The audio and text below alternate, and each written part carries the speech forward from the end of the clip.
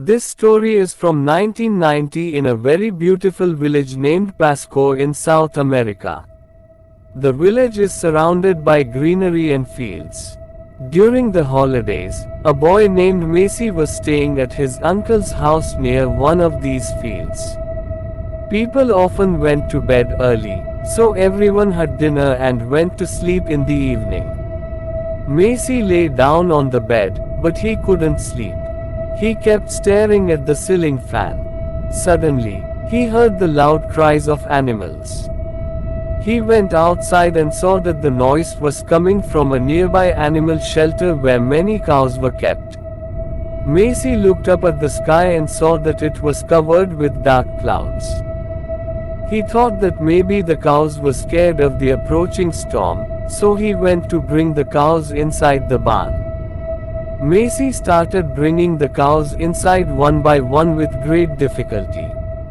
But he had never seen the cows so restless. Their restlessness made it difficult for Macy to bring them inside. It started raining heavily. After he managed to bring some of the cows inside, he noticed a very foul smell of meat. As he continued to bring more cows inside, the smell grew stronger. When only 5 or 6 cows were left, he saw the blood-soaked bones of an old cow and froze in place.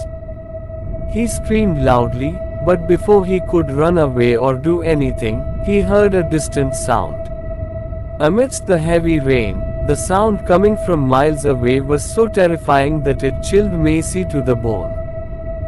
He realized that someone was going to die because the sound was Michael's whistle, which meant that Michael was coming for him. Macy had heard many stories about Michael. He remembered how his relatives used to tell the story of a man who encountered Michael. According to his relatives, the man was riding his horse late at night through a similar field when his horse slipped on something. When the man got down to check, he found the bones of a deer with meat still hanging from them. Before the rider could understand anything, he heard a soul-piercing whistle from afar. He tried to lift his horse, but it was too late. He heard the sound of something big jumping onto a nearby tree. The rider wanted to run away, but then a bone hit his head hard, splitting it open. The rider screamed for help, but it was no use. Standing before him was a terrifying 18-foot-tall man with a hat on his head and a body and face that looked like death itself. The rider had never seen such a horrifying creature. The man had a bag full of bones and started hitting the rider with bones without stopping. The rider begged for his life, but the man began eating the bones from his body.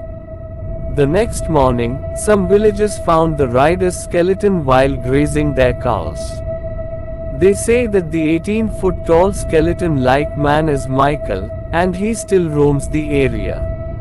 Macy's mind was filled with the story, and before he could run, a long shadow appeared on the ground. Then, a man taller than the shadow emerged, wearing a straw hat and with cuts all over his body, with flesh hanging from his body. This 18-foot-tall man was none other than Michael. The man started walking towards Macy, with a bag on his back dripping with blood and the sound of bones clashing getting louder. Macy's heart was pounding. To escape, Macy ran away and felt that Michael was chasing him by jumping from tree to tree. Macy kept screaming. Michael stood right in front of him, extending his terrifying long hands with hanging flesh, trying to kill him. Just then, the sound of a dog barking was heard, and Michael suddenly disappeared into thin air. When Macy looked, he saw his pet dog barking, probably having come there after hearing Macy's screams.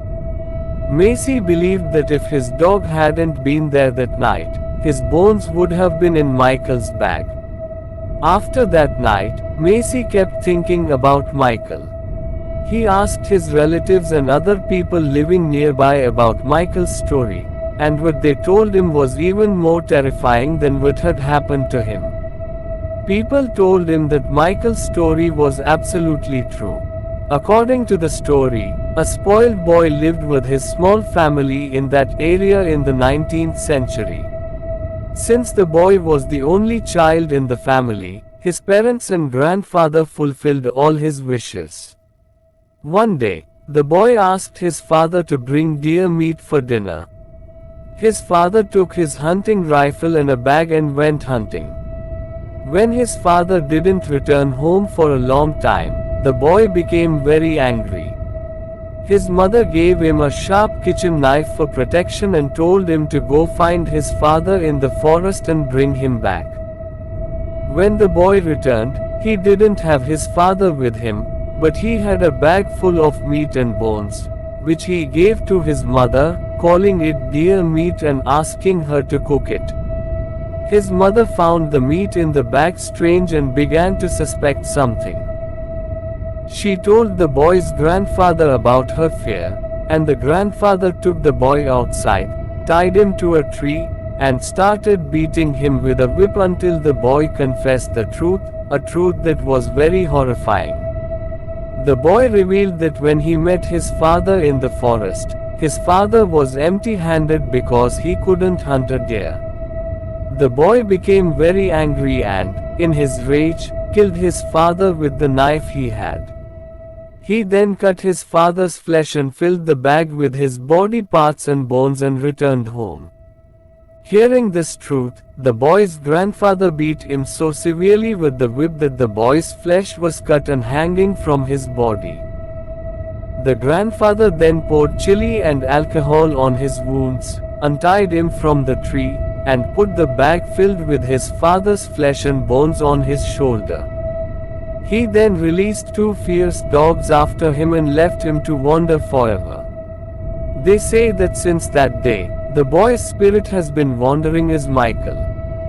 Almost everyone living in that area believes that they have encountered Michael at least once. He sits in the trees and whistles in a unique way, attacking anyone wandering in the fields late at night like an animal. They say he is only afraid of dogs, which is why all the houses in that area have dogs. Macy survived that night because of his dog, or else he would have become Michael's prey. Friends, if you like this horror story of Michael, subscribe to BOSSJI Story to watch more such horror stories and keep watching heart-wrenching horror stories every week.